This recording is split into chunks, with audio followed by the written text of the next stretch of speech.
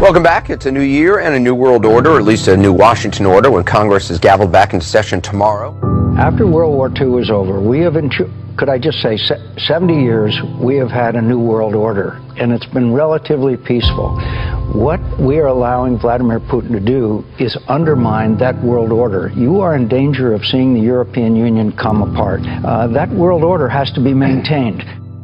But I think that in the future, which is what you're asking, first of all, there are going to be many more people who have this capability of really transforming the world.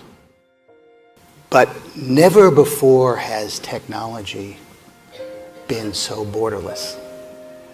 You know, in the period that you're talking about, we had a lot of new technology, great technology. I write about the telegraph, but the telephone. But it is nothing like the digital revolution. We have massive flows of information across borders, massive flows of ideas. I don't think we can, as human beings, conceive of where this is actually headed. Or, you know, in August 27, 2015, 1 billion people were on Facebook at the same time. That was, you know, a year and a half ago. But we're going to see 3, 4, 5 billion people on Facebook at one time.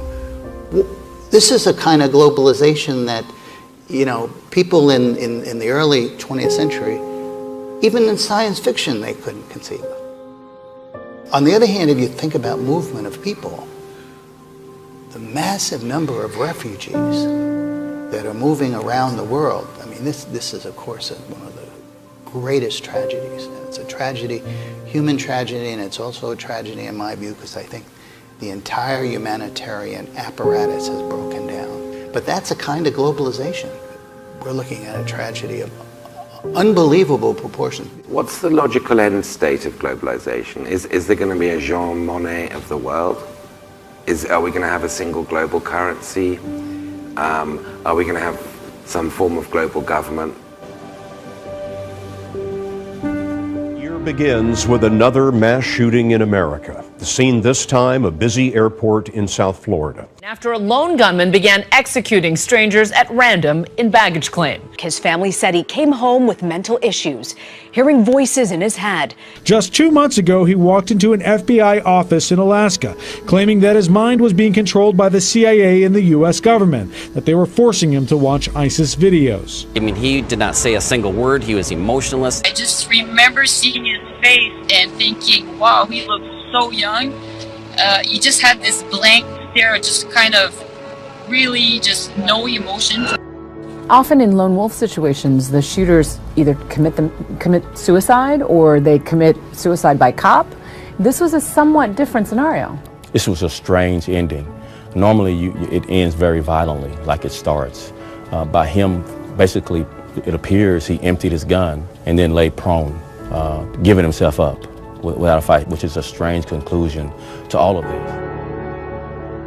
It's destroyed us. It's destroyed everybody. It's destroyed us, and I just don't understand what is going on. My son is not a rapist. Reeves supposedly told investigators he has a problem often hearing voices in his head that force him to make very bad decisions. He says a mental evaluation on Reeves should be performed to see if the voices in his head meets the legal standard of mental insanity.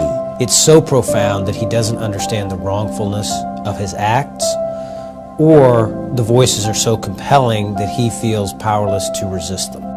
We're also getting disturbing new details from Fort Worth police about a man who's accused of murdering his wife and their newborn son. In the affidavit, police say Vandeweege told a coworker that he recently started taking medication that makes him hear voices that tell him to kill people.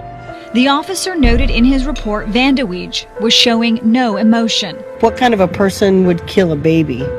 You know, babies, especially I don't know, I was completely shocked that this had even happened in the first place.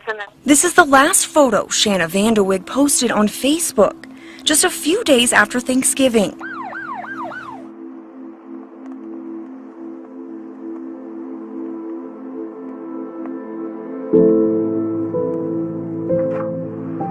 2 weeks later, Vanderweg and her 3-month-old son were found dead. I know that she was so happy when she met him, and she kind of just changed, and they just seemed so happy together.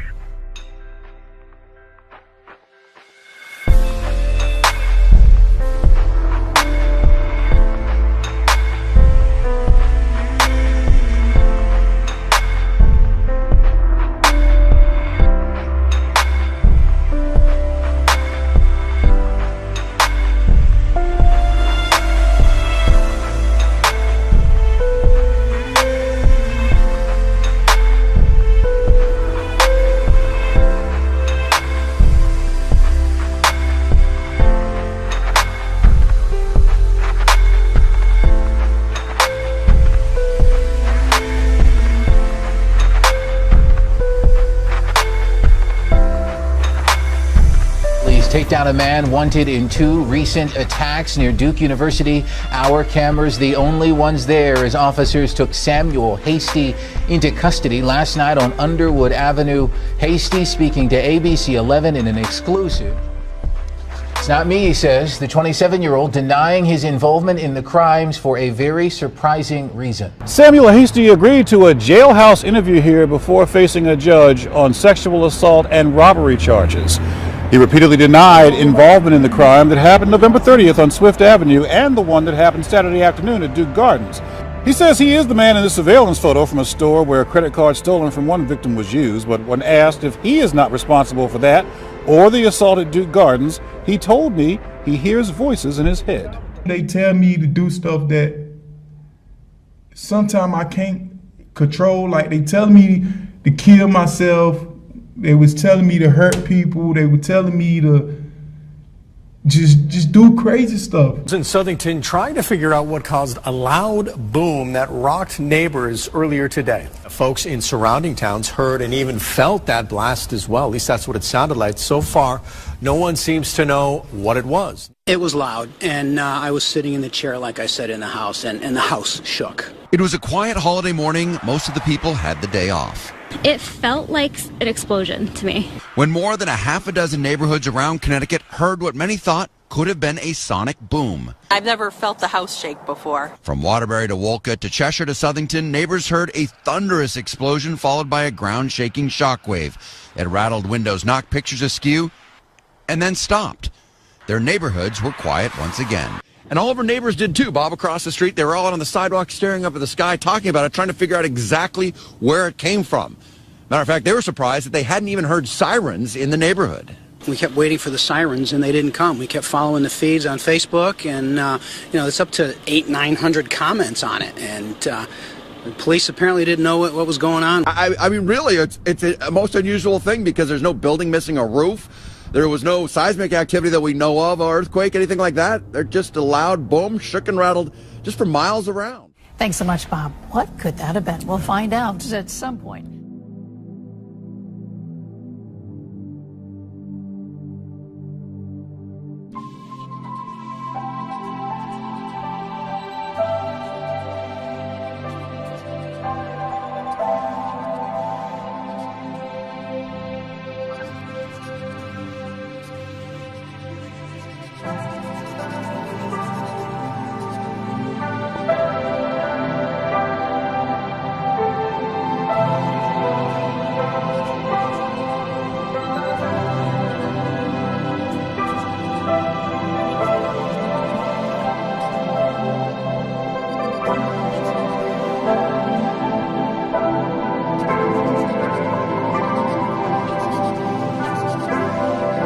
That the country will overcome the recent spate of attacks. Witnesses say it looked like a war zone. It's a more sustainable kind of globalization. And then you might see international institutions that are much smaller, much less, their ambitions are much, they're there to execute fewer things. And nation states that the governments are much more, they deal with one another, and globalization is a big issue. It's not kind of handed off. So I think that we may be headed for a different sort of model. I'm not sure, But the one thing I am sure of is we shouldn't be so wedded to what we've seen as the only way.